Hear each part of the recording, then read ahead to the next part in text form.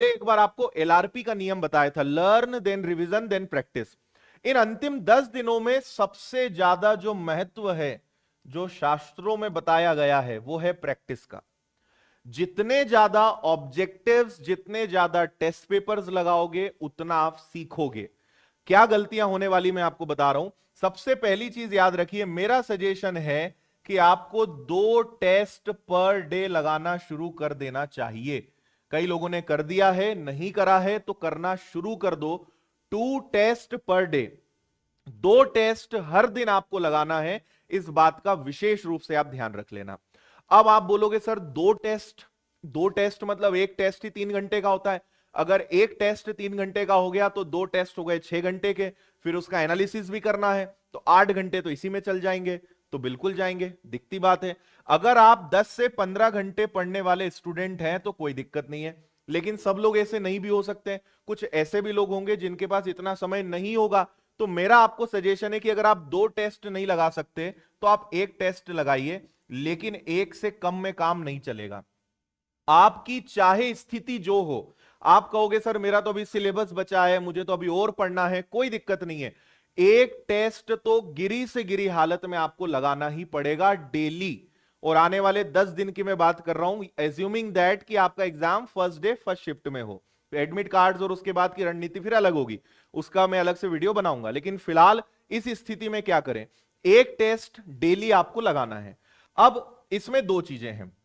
सबसे पहली चीज कि आप टेस्ट का एनालिसिस बहुत प्यार से और बहुत अच्छे से करें। एनालिसिस के बारे में मैं पहले कई बार लेक्चर दे चुका हूं। क्या बन रहा है वो मैटर नहीं करता है, क्या नहीं बन रहा है और क्यों नहीं बन रहा है, इसको आपको एनालिसिस से पकड़ना है। आप एनालिसिस को खूब टाइम दीजिए, 1 घंटा 2 घंटा भी लग जाए कोई दिक्कत नहीं है। एनालिसिस को टाइम दीजिए, क्योंकि वही आपके मार्क्स इंप्रूव करेगा। कई लोग टेस्ट लगाते हैं, एनालिसिस करते ही नहीं, देखते ही नहीं कि हमसे क्या नहीं बना, क्यों नहीं बना। टेस्ट लगाए जा रहे हो, आपके मार्क्स नहीं बढ़ेंगे जब तक एनालिसिस अच्छा नहीं होगा। अगर एनालिसिस में दम है तो आपको हर अगले टेस्ट में पिछले टेस्ट से अच्छे मार्क्स दिखेंगे, गारंटी है मेरी। तो एनालिसिस को बहुत अच्छे से लगाइए, करिए, ये आपको सिखाएगा। इससे पता चलेगा कि किस विषय में क्या वीक है, किस पर काम करना है और किसका रिवीजन करना है, कौन सा चैप्टर मेरा अभी भी दिक्कत दे रहा है। मान लीजिए मैथ से आपको लगा कि यार चक्रवृद्धि ब्याज इतना पढ़ लिया फिर भी गड़बड़ हो रहा है, हर बार प्रश्न गलत हो रहा है। चक्रवृद्धि ब्याज को रिवीजन और उसकी एक्स्ट्रा क्वेश्चंस की प्रैक्टिस करने की आवश्यकता है। तो टेस्ट के एनालिसिस से पता चलेगा कि दिक्कत कहां है, कौन से टायर में हवा कम है, ये एनालिसिस से पता चलेगा और ये बहुत जरूरी है। और दूसरी आपको सबसे खास बात बता रहा हूं, ये जो टेस्ट होते हैं ये आपको एक बहुत काम की चीज सिखाते हैं, जिसको बोलते हैं टाइम मैनेजमेंट। आप अक्सर देखेंगे लोग एग्जाम, आपने बचपन में से आज तक खूब एग्जाम दिए हैं, आपने हमेशा एक ही चीज एग्जाम सेंटर से बाहर निकल के कही है कि पेपर बहुत अच्छा गया, बस समय कम पड़ गया। पेपर सबका बढ़िया जाता है, आप हमेशा देखना, किसी से भी पूछो पेपर कैसा रहा, मस्त रहा, बाद में भले वो फेल हो जाए लेकिन पेपर तो बढ़िया जाता है। यहां पर ध्यान रखें आप, अगर आप टेस्ट नहीं लगाते हो, अगर आप प्रैक्टिस नहीं करते हो, आपको एग्जाम में पता ही नहीं चलेगा, आप 2 या 4 सब्जेक्ट में ही निपट जाओगे। आपका समय कैसे खराब हो जाएगा, कैसे निकल जाएगा, आपको पता ही नहीं चलेगा। तो इसलिए मैं आपको समझा रहा हूं भाई, 3 घंटे को मैनेज करना सीखना है। 3 घंटे को कैसे सारी चीजों को प्लान करना है, किस विषय पे कितना समय देना है, ये सारी चीजें प्री प्लान करनी पड़ेगी, पहले से तय करना पड़ेगा। ये टाइम मैनेजमेंट आपको यहां पे सीखने को मिलता है। ठीक है, हर दिन जब भी आप टेस्ट लगाते हो, ये मानकर टेस्ट लगाओ कि आप एग्जाम दे रहे हो। पूरा 3 घंटे ईमानदारी से बैठो, उस समय आपका मोबाइल बंद रहना चाहिए, कोई कॉल अटेंड नहीं करना है, कोई बीच में खाते पीते देख रहे हैं लोग टेस्ट ले रहे हैं, कई लोग तो नींद लेकर टेस्ट, नींद ले लेते हैं फिर टेस्ट कंटिन्यू कर लेते हैं, और कई प्रकार की ऐसी चीजें करते हैं। सो ऑलवेज रिमेंबर कि आप ये माने कि आप एग्जाम हॉल में बैठे हो। 3 घंटे अगर एग्जाम में होते तो क्या आप घूमते फिरते, क्या आप बात कर लेते व्हाट्सएप पर, नहीं करते। उस माहौल की अभी से आदत बनाइए जैसा माहौल आपको मिलना है। ध्यान रखिए मेरी बात, उस माहौल की आदत बनाइए, 3 घंटे बैठने की आदत बनाइए, 3 घंटे बिना मोबाइल, सब चीजों के बिना और पूरे फोकस के साथ टेस्ट लगाने की आदत बनाइए।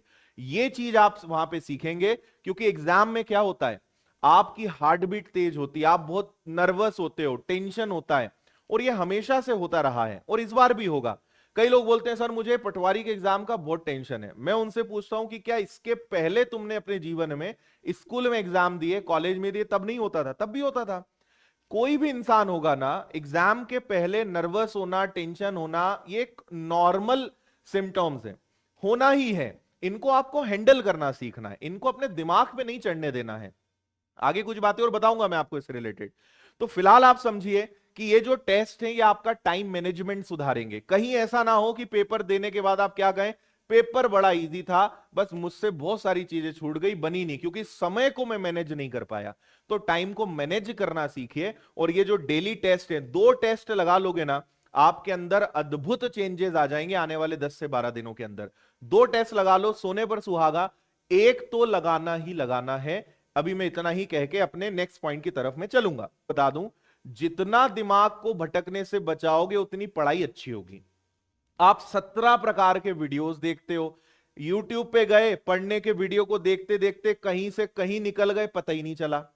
इन 10-12 दिनों में या एग्जाम तक अपने आप को कंट्रोल कर लो यार। अपने आप को थोड़ा सा ना अपने ऊपर लगाम बांध लो कि बस पढ़ना है, जरा भी इधर उधर भटके तुरंत उससे वापस आना है। आप 17 प्रकार की चैनल्स पे जा रहे हो, आपने 4-4, 8-8 कोर्स खरीद लिए, हजारों पीडीएफ का कलेक्शन कर लिया, सब का ढेर लगा लिया, पढ़ा कुछ नहीं जा रहा है।